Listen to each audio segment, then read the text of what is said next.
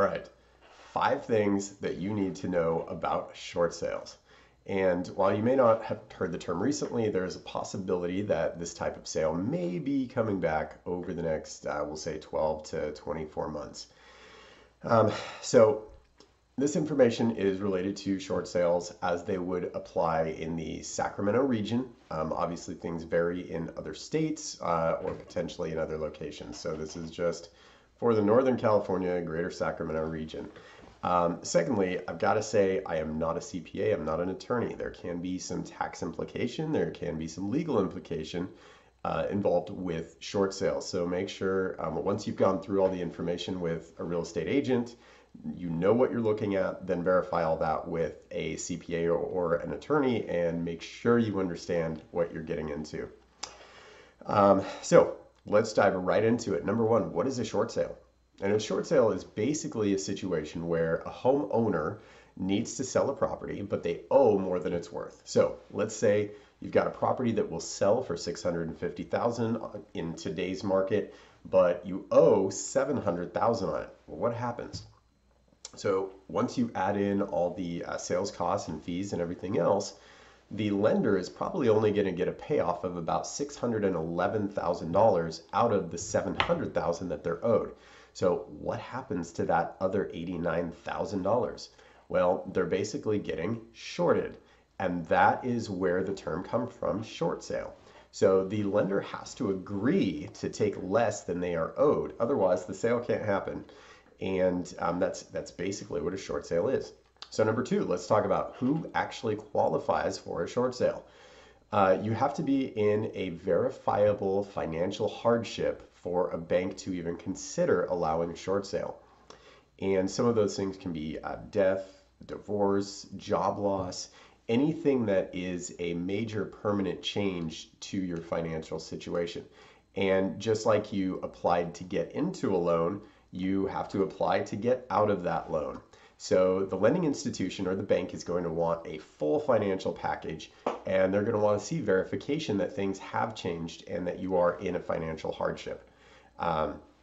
That can be copies of bank statements, copies of your tax returns, an explanation letter of what happened, maybe documentation that someone died, documentation that you did lose your job, things like that. So it's a really tough scenario, and there are a lot of moving parts there.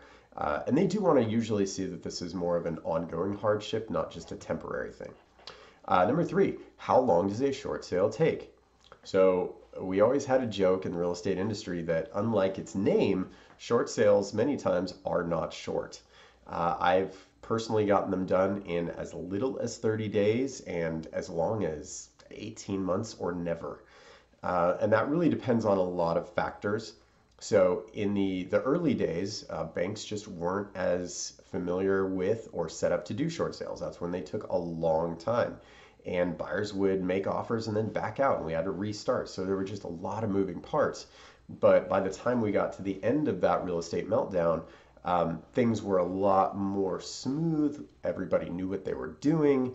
And then we started to see, a lot of short sales get approved in, 60, 90 days, and sometimes 30 days. So part of that depends on the buyer. If the buyer sticks with it, depends on the seller. If the seller provides all those bank statements, tax returns, information that the lender is going to want to verify. So number four, what are the benefits of a short sale?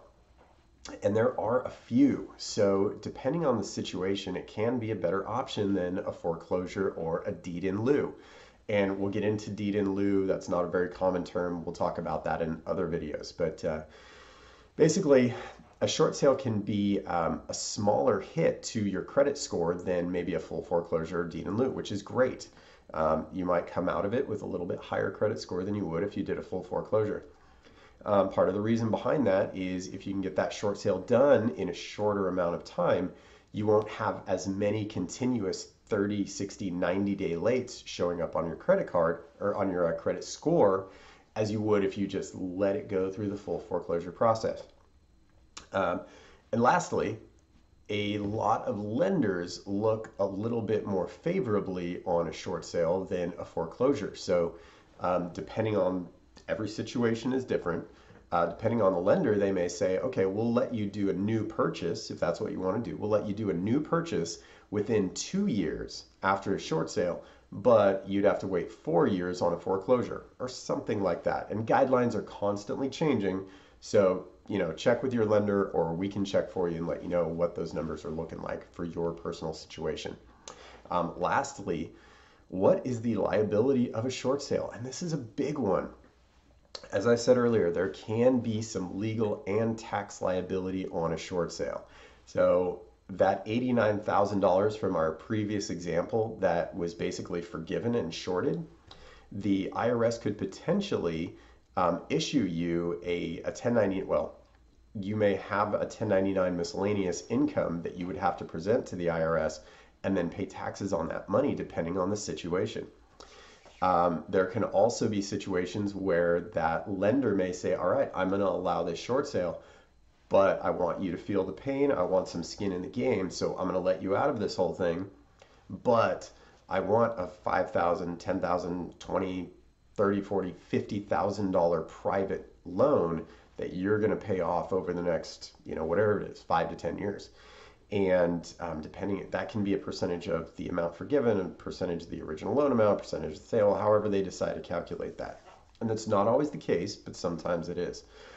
And then it can also vary based on the type of property. Was this owner occupied, or was it an investment property? Was the loan on the property the original loan used to purchase, or has it been refinanced? All of those things can make a difference. So at the end of the day, what I would say is, sit down with your real estate professional. We'd love to represent you on that. And I understand how impactful short sales can be. We've done a lot of them over the years. Discretion is a big issue with those, and we understand that. So we try to keep that as private as possible. It's nobody else's information. It's yours. And I do understand, having done a lot of those, how challenging and emotional they can be. So we really want to make sure you're properly educated up front, exactly what you're getting into. So again, sit down with us. We'll go through all the numbers, give you a really nice picture of what to expect. And then you can take that information to your CPA, to your attorney, and say, hey, here's what I'm looking at. What's my real liability on this going to be? So, our chance with those is our approach with those is to make sure that you have the best chance that you can sell your home, walk away clean, and be able to put that behind you and start your next chapter. So feel free to reach out if you want a one-on-one consultation. And then obviously subscribe to the YouTube, follow for more information. We're going to be uploading a lot more videos about the real estate market, tips, tricks, and where things are moving.